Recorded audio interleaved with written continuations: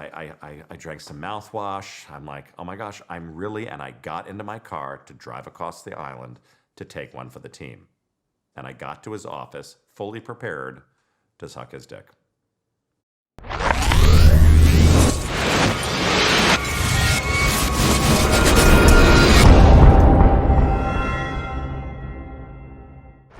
Welcome back to another episode of Viral, the #1 vlogcast in the world. And on the show today, we have an extremely special guest for you. Someone who I've been wanting to speak to since the day he said yes. Our guest has been an event producer since the 80s, producing events for the World Pro Ski Tour, producing events for celebs such as Leonardo DiCaprio, Jay-Z, and Beyonce, to only name a few. You might know him.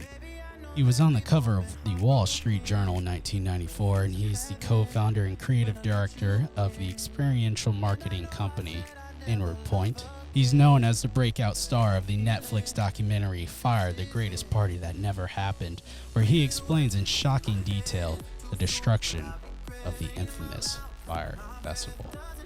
Ladies and gentlemen, please welcome the viral sensation and event producing icon, Andy King. How you doing, Andy? Brandall, hey, I'm doing all right, thanks. How about you? Can't complain, man. It's hot. It's hot up in here.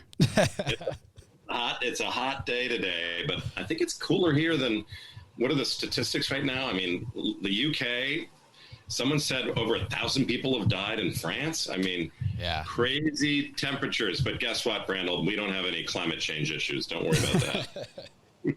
Exactly, man. So first off, thank you for coming on the Vlogcast podcast today. The audience truly appreciates you and your time. So how'd you get started out in the event producing industry? My word. Well, let's say that I'm one of 9 children. My mom was a crazy artist, amazing woman. She loved to entertain, but she didn't really love to spend a lot of time in the kitchen. And I'd say probably at 12 years old, I was making appetizers and hors d'oeuvres standing on a stool in our kitchen. And probably the most surprised person in the world, it wasn't the guest that we had in our house at the time, it was my mom going, oh my gosh, where's this food coming from? Age 16, I catered my first wedding, and without even a driver's license, which is kind of crazy. And everybody lived to tell the story and compliment me, which is good. And I'm actually right down the street on beautiful Cape Cod right now from where I catered that first wedding. It's pretty amazing. So it was in my blood, something I loved to do. And even during college and university, I would cater parties during the summers to make money and on holidays. And, fast forward to like your favorite movie and mine, The Wolf of Wall Street. Well, who was hosting those parties? Yeah, me in New York City. Wow. The more crazy, the better. The more expensive, the better. The more wasteful, not so better. But then coming together with a buddy, probably 10 or 12 years ago, I started a zero waste event company, from hosting all these amazingly wasteful events to trying to do the best we could to focus on climate change and make this world a better place. So, that is kind of my career path, but who would have thought that someone who runs a zero waste event business would get involved in Fyre Festival? But right. That's a whole other story. You go from the cover of Wall Street Journal. That's, as an event producer, that's an extremely monumental task. I mean, how did that happen? It's funny. People work, Brandall, their whole lives to accomplish something like being on the front page of the Wall Street Journal. For me, I feel like so much of what I do is always a mistake, but I was partnering with someone at the time who had developed an amazing database of anything you want to know about New York, New Jersey, Connecticut, surrounding states, where to buy it, where to find it, where to eat it, where to do it.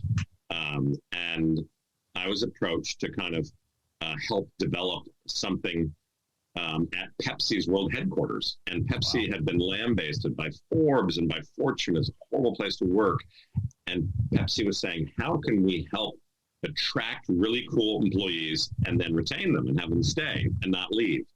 And thus comes in Andy King running something that was called like the information center, where it's like you wanted to know where to go on a weekend, and you wanted to know where to go to eat, and what's a cool Broadway show, and where would I go on a holiday, and what areas are cool to visit. And we developed this concept to help corporate employees balance their work and personal lives so they're actually like more productive at work and happier at home. And of course, boom, what happens? Many of the executives start asking me to help them with entertaining. We have 100 Japanese businessmen coming next week. What do you do with them? I'm like, hey, no problem.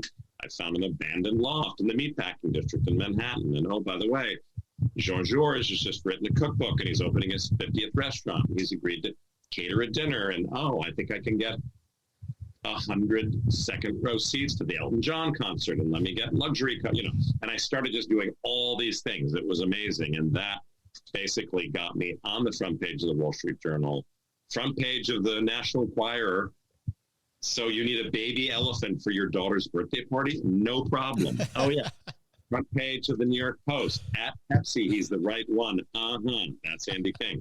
I was on the Today Show, Dateline. I mean, and this was pre-social media. Yeah. But I still went viral then. And of course, the irony, it was on April Fool's Day. And when I called my dad and I'm like, have you picked up a copy of the Wall Street Journal today? He said, no.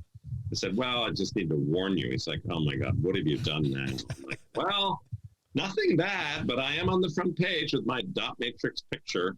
And, that was an amazing time for me. So, yeah, if I need a baby elephant, I guess you're the guy I'm going to. Oh, I didn't realize.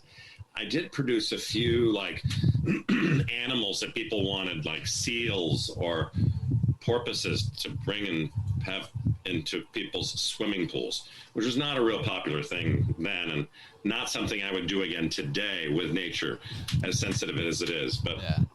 People do crazy things. Speaking of crazy things, and how did you first come into contact with Billy McFarland? It's funny, I was just having this conversation a few hours ago with my next door neighbors right here on Cape Cod. Happened to have been in New York City on New Year's Eve several years ago, and they said, Andy, where are you? And normally I would be in St. Bart's or on an island, but I happened to be in New York City that night because I was hosting a wedding. And they said, where are you? I said, I'm in New York City. They said, oh my God, we're here too. You need to get to this party. There's a young boy who is starting a cool club concierge service for young working people in New York City. And he's having a party at a loft in Soho with like 100-foot long hoagie sandwich and some bad kegged beer. You need to get over here and meet him and show him how he needs to start entertaining properly as America's first corporate concierge. I'm like, oh God, all right, And that was the night that I met Billy McFarland through friends of mine here on Cape Cod.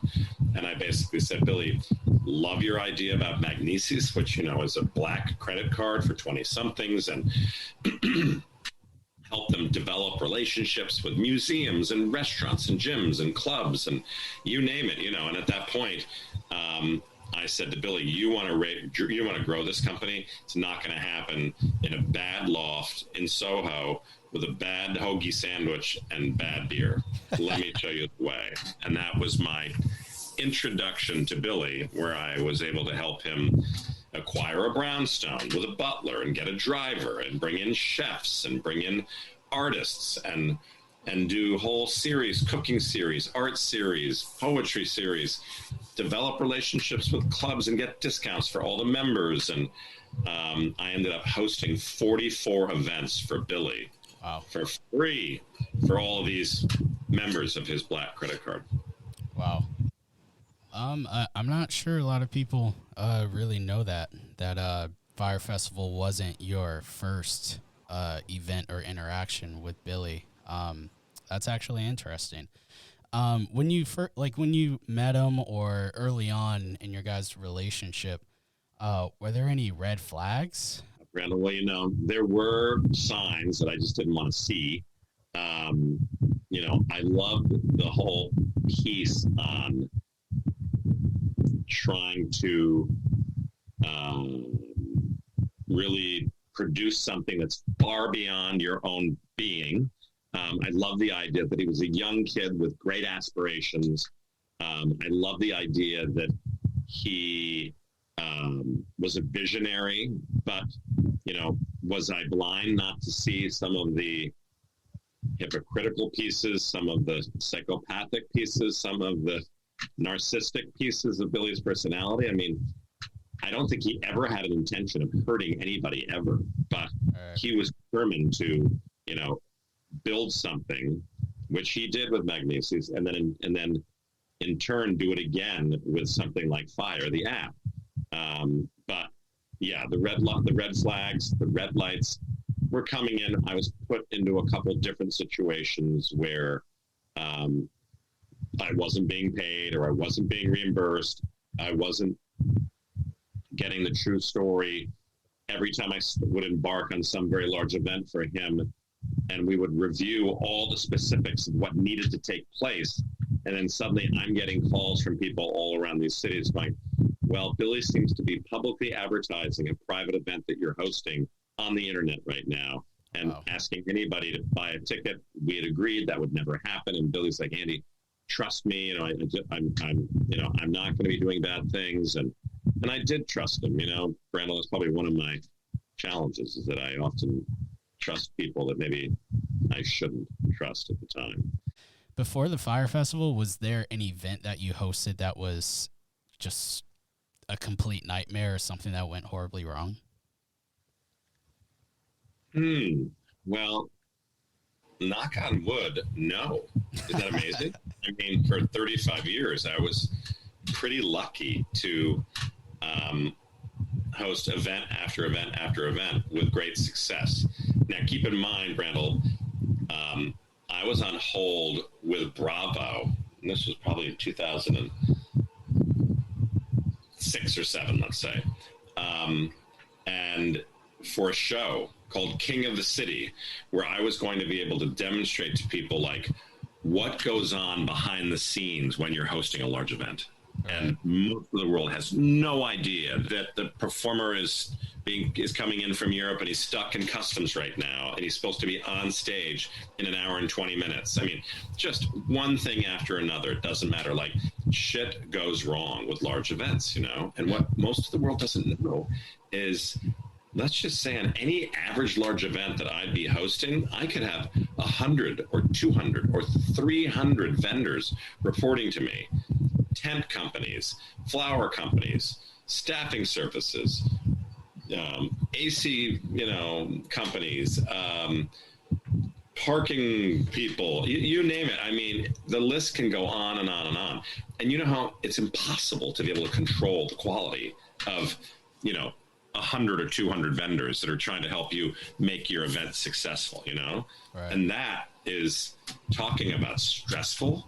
I mean, it's amazing. And most of the world, you watch the Academy Awards, you watch the Grammys, the curtain goes up, everything's fantastic, everything looks flawless. You have no idea the shit that's going on behind the curtain. That's right. Like, oh my word, how do you stage that where no one knows that there's any problems? Right. And I don't care who you are, Brandall, and what your experience is and how many years, shit goes wrong for sure. AKA one of the biggest movie stars getting on stage and slapping somebody. Boom. Exactly. Yeah. And then how do you roll with that, right? How do you predict it? How do you handle it? Yeah. How do you, and I think they did a pretty good job with Will handling that. Yeah. That's a scarring moment for Hollywood and a scarring moment for Will, but people are never going to forget that one, right? Never. Kudos to Will Packer, producer of the Oscars that year, or this year. Sure. So where did Inward Point come from? Well, I had a really, I guess let's say, we'll call it a turning point. As an event planner, hosting all these large events for so many years. In 2014, I had one of the blessings of being part of a team producing Beyonce in Central Park for the first major climate march that was taking place in this country, and it was in New York City. And Beyonce agreed to perform with a major fundraiser in Central Park for over 1 million people. And these are all people that are dedicating their lives right now to climate change, where they're trying to help preserve our Earth, and to create less waste and to support social and environmental advocacies, which I think is so, so important. And there I am producing Beyonce. Amazing concert. Everybody leaves, and you've never seen so many plastic fucking water bottles and Solo cups left on the ground and garbage. And I'm like, can't even imagine. Oh my gosh, these people have flown in from around the world to support climate change, and they're leaving garbage everywhere. A bunch of hypocrites. And I just said, wow, you know what? Moving forward, I'd like to now kind of dedicate a lot of my emphasis in my event business now to supporting cool social and environmental issues at every large event. And the first thing I want to do is start eliminating plastic at every big event. Think about the amount of plastic, Now, I'm a big proponent, like 4Ocean, I love, and that's a really cool brand. And they have a team of people that go around the world picking up plastic on all the beaches around the world and then creating jewelry out of them. And so I'm always finding brands like that now that help support that situation. But Inward Point basically is a midway point down Monomoy Island, which is a beautiful island off of Cape Cod that stretches out towards Nantucket. And Inward Point is the midway point, which is like a wildlife sanctuary. And it's a really, really important place for me. And I said, you know what? I'm going to call my next new company Inward Point. Like, when do you get to the point where you want to start driving positive change? Like, how deep do you have to go in your soul to say, I am not going to be producing these major, major festivals and large events around the world that are hugely, hugely wasteful and, destroying our planet. Not going to do it anymore. And so that was the brainchild of Inward Point. And it was an uphill battle. Let me tell you, Brandall, it's not easy trying to tell people that we're going to host an amazing event for them, which is going to be zero waste. And they're like, sounds hocus pocus to me. Like, no, doesn't have to be. I believe it. But if anybody can do it, Andy King can do it, ladies and gentlemen. The ultimate team player. Well, what's amazing is that, like, the last large event that I did right before COVID was for Leonardo DiCaprio, and it was an amazing fundraiser where I raised almost $8 million. Wow. To help with climate change, and hosted an amazing dinner for over 500 guests that was 99.9% zero waste. Wow. Like, no garbage. And people are like, how do you do something like that? I'm like, well, it's quite simple. Like, guess what? Like, water bottles. Everybody at this event who worked it, and we had over 1,000 people helping build this event for 9 days. Everybody got a water bottle when they came onto the site, to this ranch. And we said, no plastic is allowed here. So don't bring any plastic water bottles. Don't bring Solo cups. Don't bring, coffee cups that are disposable. That was a first step that we were able to kind of start teaching people, wow, you can host a very large event and not have any plastic here. Boom. Then we partner with, like, a dumpster diver, we might call her. Her name is Green Mary, not Queen Mary. And she's an amazing woman. And she reclaims, resorts, repurposes, reuses, and recycles anything you can, which is amazing. Then I found a third generation ceramicist who made all the pottery, all the plates, and all the dishes for the 5 courses for the 500 guests. And at the end of the party, I donated all that pottery to people who had lost their homes in the fires in Santa Rosa, where I was hosting the event the year before. And you go down the list: furniture, carpeting, anything that I could donate to these families after this amazing fundraiser was really cool. And there's so many ways to partner with local farmers, local wineries, everybody within a 20-mile radius. You go down a list, but you can do events that are as close to zero waste as possible and really cool, but at the same time, doing the right thing for the planet, All right. In a few sentences, can you explain what the Fyre Festival was and what happened? Billy McFarland developed an app called Fyre, where you could book famous entertainers right from your phone without having to go through the agents and the managers and all these middlemen or middle people that drive the prices up on getting somebody. And I'll give you for instance, I was hosting the opening and closing parties for the America's Cup in Bermuda, and I found a famous performer that I wanted to hire.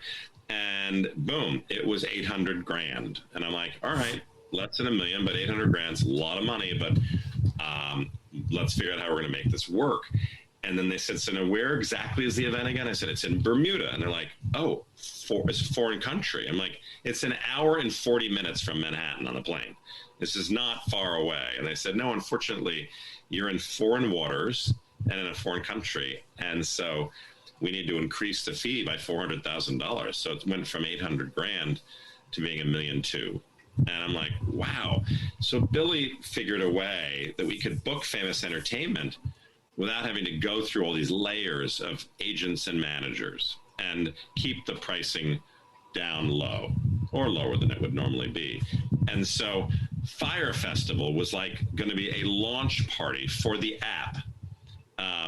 And it was designed to be the first luxury music festival in the world where we would have amazing food, amazing entertainment, yachts, models, beautiful condominiums, beautiful homes to rent, you name it, like the first beautiful luxury music festival in the world. But try to produce anything on a small island with no infrastructure. So there was really no electricity, no plumbing, nowhere for anybody to stay. And I had 6 weeks to come in and try to save it and make it work. And I was determined to do that. But unfortunately, as we know, the world knows that I was not successful at making it work. And the Fyre Festival went down fast and hard. If Spiraling Out of Control was a music festival, it would be Fyre. Can you elaborate on some of the things that went wrong? Unfortunately, Billy had this vision, and when he first called me, he said, listen, I am buying Pablo Escobar's island in the Bahamas. I'm like, wow, that's amazing. And he said, yep, and I want to host a music festival there because it has the largest private landing strip in the world because of the drug trade, Yeah. And I'm like, all right, wow, And of course, unfortunately, that didn't work out the way he wanted it to. And he was able to then kind of select a neighboring island, close island, called Exuma, and to start building the site there to host this luxury music festival. But keeping in mind, there's no electricity, he's got no running water, there's no plumbing, he hasn't raised enough money, all odds are against you. And so when he called me and said, listen, can you fly to the Bahamas? And I agreed to do it. And I went down and I said, after about 2 or 3 hours of touring the island and touring the event space and looking at all the infrastructure that was in place at that time for the Fyre Festival, I just said, listen, you need to change your messaging right now. This is not a luxury music festival. This is going to be a pretty cool kick-ass music festival on a beautiful island with amazing beaches and, incredible talent and beautiful people and, a lot of tequila and a lot of rosé and, this is going to be a great event, but it's not going to be the luxury music festival you keep telling people it's going to be. All right. And unfortunately, Brandall, the messaging didn't get changed until 10 hours before the first guest got there. And so they were buying something that really didn't exist, though, there were cool tents and they had cool brand new beds and cool duvets and little closets and end tables and cool rugs and great linens and you name it, and the food was going to be amazing. But we weren't flying sushi chefs in from Japan and we weren't, no, we were going to try to support the local communities the best way we could. But you know what? It spun out of control. And unfortunately, the messaging didn't go out. And as you know, Brandall, what was the original success of Fyre? It was the social media aspect of it, the posting, the orange tile, right? Right. It was all the models being, videoed and going down on weekends and doing shoots, that's what people were buying. And that's what excited the world. As you know, social media brought that whole festival down like that. Yep. And it was the fucking cheese sandwich. And of course, that cheese sandwich went viral. I was in charge of that cheese sandwich, so I know the real story, but most people don't. And that, can you imagine, Brandall, like Blink 182, Lil Yachty, Major Lazer, Kanye? No. Everybody's 10 minutes away on a plane ride on Nassau. And when that cheese sandwich went viral, all of their agents, all of their managers said, forget it. This is a scam. Cancel. You're not going. If they had started to come and play on stage, by the way, like a $2 million stage built by an amazing man named Luca from Italy, like the facility was amazing at that point. But no, everybody canceled at that moment because of the cheese sandwich going viral. Oh my gosh. Mm-hmm. So what's the story behind the cheese sandwich? The beautiful cheese sandwich. Well, as everybody knows, guests began arriving on the island, and we needed to divert them to somewhere else as we continued to try to rebuild this beautiful village that had been destroyed because of a storm that had come through the night before and basically took out half the tents, and the villages themselves were just destroyed. And we were desperately trying to get them ready again for people to inhabit that area, sleep there, and enjoy this amazing festival. Well, unfortunately, the kids had all been diverted to a beautiful resort down the street for the day. But most of them just drank and drank and drank. And I looked over and I looked at one couple that was staggering. I said, you two need to eat something. Why don't you go over to the employee tent where they're making sandwiches for employees and get a sandwich for yourselves? Keep in mind, we're serving a gourmet dinner in 3 hours with filet mignon and local fishes and rack of lamb, and you go down the list. Wow. But get yourself something quickly to kind of absorb all that alcohol you've been having all day long. And a second couple walked up and they were bombed. And I said the same thing. Go ask for Max, the chef. He works for me. Have him make you a sandwich. And of course, when I glanced around Brandall, within 10 minutes or 15 minutes, there were 600 kids in line for this cheese sandwich. And all of them had their smartphones out and they were taking pictures of the sandwich in the styrofoam container going, what? Luxury music festival? Absolutely not. No one come. Everybody turn around. And isn't that amazing? The power of social media. That was it. Took down the festival like that. Wow. And that wasn't even what they were supposed to eat. But it was too late. Off it went onto social media, onto Instagram, onto Twitter, and boom, every act began to cancel, going, I don't trust it. This is never going to be happening. This is not a luxury music festival. Like, oh, it is. In its own way, you're going to be on a beautiful island in the Bahamas, eating great fresh seafood with your beautiful girlfriend or boyfriend in a bikini, drinking great tequila, drinking great rosé. Like, it'll be amazing listening to these amazing acts. Oh, no.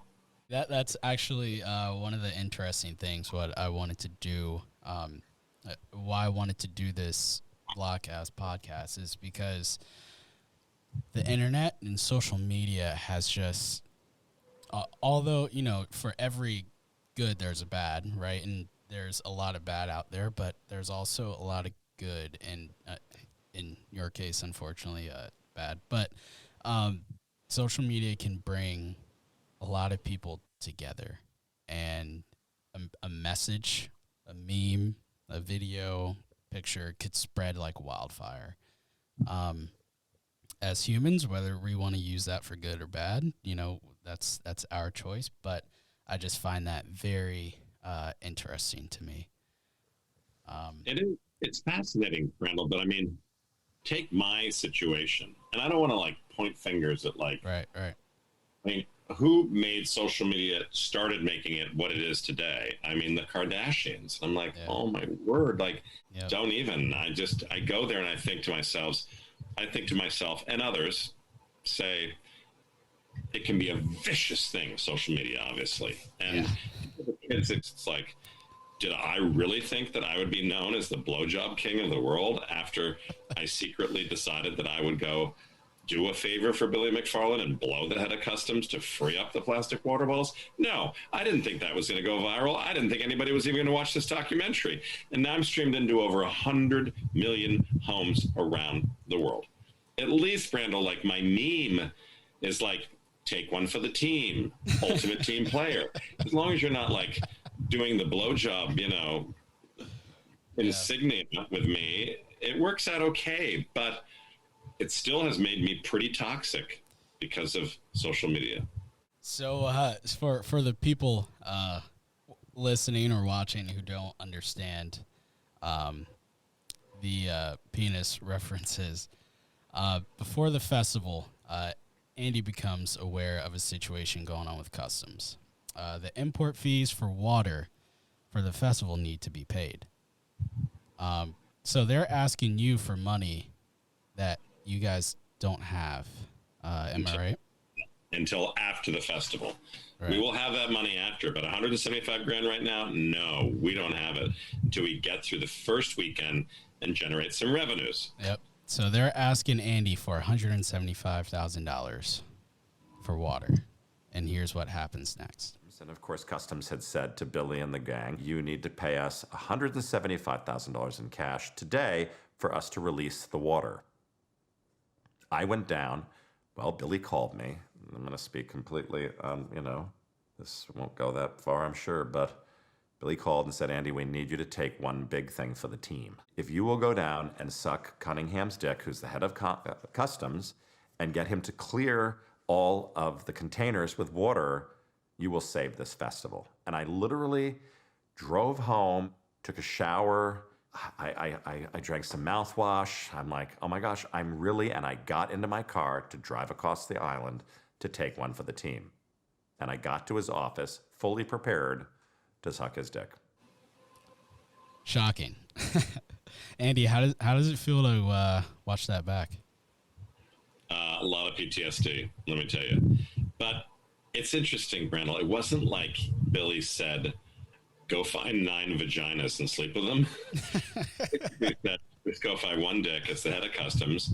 Give him a blowjob. Free up all the plastic water bottles we normally wouldn't have. Yep. And quietly go back to your job. And, I thought it was a joke at first. And I called several different team members going, is he serious? Did he just ask me to go blow the head of Customs? And Billy's like, I'm totally serious. I'm like, are you sure? He's like, yeah, I'm sure. And I thought to myself, well, what the heck? You know what? I'll go do it. I won't talk about it. I'll fix this festival, and it'll go down in history as the top music festival in the world, and I'll feel pretty damn good and responsible that I was helping to save it. Not knowing that, of course, here it is.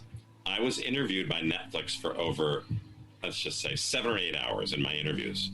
Yeah. To feature my thoughts. I agreed to do this documentary for Netflix to help them tell the true story. And when we were cleaning up and putting film crews and cameras away, I said, oh, well, let me just tell you another little side story, not having any idea that story would be the lead piece of the documentary. Crazy, huh? Yeah, the main marketing piece. It is crazy. And then to be known as one of the top memes around the world for almost 2 years of like, oh, it's Andy King, the ultimate team player. How do you want to pay? American Express, Visa, or Andy King? Like, oh my word. I'm like, how did that happen? Yep. There it is. Once again, social media. Can you take us through the mental preparation it took for you to seriously get to a level to prepare yourself to suck this man's penis?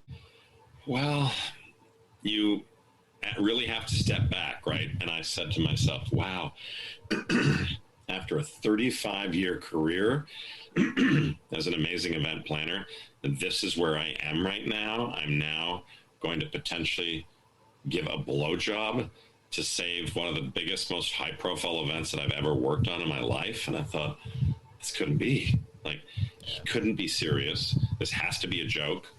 And then as it began to unfold, I thought to myself, you know what? I'm just going to get this done. And what's amazing, Brandall, is that I have spoken to thousands of people around the world after Fyre Festival now. And how many women have come up to me, or gay men, to say that they were put in similar positions, and what an inspiration that I am to be able to at least tell the story and say, you know what? In the event world, or a job with any startup or any company that you're passionate about, that you're struggling with, you need to be prepared to wear 1,000 different hats. But I'm not suggesting that you suck every dick in the neighborhood. I'm suggesting that you have to be prepared to do something you never dreamed you'd ever have to do, right? And it could be pulling 20 all-nighters. It could be borrowing money from your family or friends. It could be doing a myriad of different things that you never dreamed you'd ever have to do to make your company successful, to be successful at your job. And so it's more of, I think, looking at the potential blowjob piece as an example of being an ultimate team player.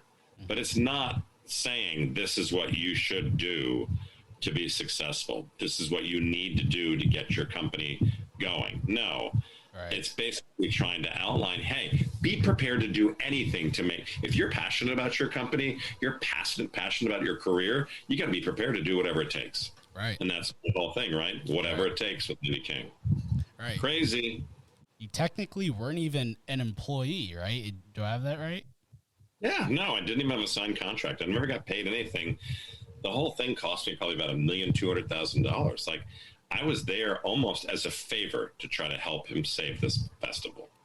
And then I end up like, boom, you know, it's amazing where just the power of social media and the power of TV today can put me into a situation where it's like, wow, Andy King, you know, he's the scam guy with Billy McFarland. I'm like, I came in to try to save this festival, and I did the best I could. But under the circumstances, unfortunately, I wasn't able to. As one of my lawyers said, Andy, you're not Jesus and you're not Mother Teresa. Like, get out of this, get off this island. Stop what you're doing. It's not going to end well. Right. But boy, did we work hard. And I agreed to do the Netflix documentary to try to tell the true story of how over 400 young people like you, Brandall, were working their butts off to try to make the impossible happen. You know? That's what it was all about. And that's what's important. I try to demonstrate that. Yeah. And I do a lot of speaking engagements at universities around the world. And I just say, listen, you know, get out there and fail. Like, get out there and take a risk. And the younger generation is so risk adverse today, and they're coddled by their parents. And so the professor's like, Andy, please get on stage and start talking, because we need these kids to know, hey, you know what? Get out there, take a risk. All right. Go to work for a company that's driving positive change. Do something to make a positive difference. What's the worst thing that's going to happen? You're going to get fired, or the company goes bankrupt and you move back in with your parents. Well, people are moving back in with their parents every day right now. So, You know what? Go for it and try to drive positive change. And that's, for me, you know, I look at Fyre Festival. I look at the massive failure that it was. But then I say, hey, you learn more from your failures than you do your successes, guys. Get out there, fail, and try again. But you know what? Be a risk taker and drive positive change. That's important. So yes or no answer before we move on. Would you have? Yes. Probably yes. Yes. All right. All right. I don't wish that on anybody. As you touched on earlier, kind of the emotional trauma. And when you look back on it, you know, the PTSD is pretty strong. Yeah. Sitting day after day, having 400 people look at you and say, are you going to pull the plug today? Are we going to stop? Yeah. Is this really going to happen? You know, and more crazy things kept occurring. I'm like, no. We're going to keep pushing forward. If Woodstock went down in history as the most popular, most successful music festival in the world, no one talks about the mudslides. No one talks about the miles and miles of backed up traffic on the New York State Freeway. No one talks about the drug overdoses and no food and no water, nowhere for anybody to sleep. Nobody. Most successful music festival in history, Woodstock. And like, if Woodstock can go down in history like that, Fyre can make it. Yep. It didn't.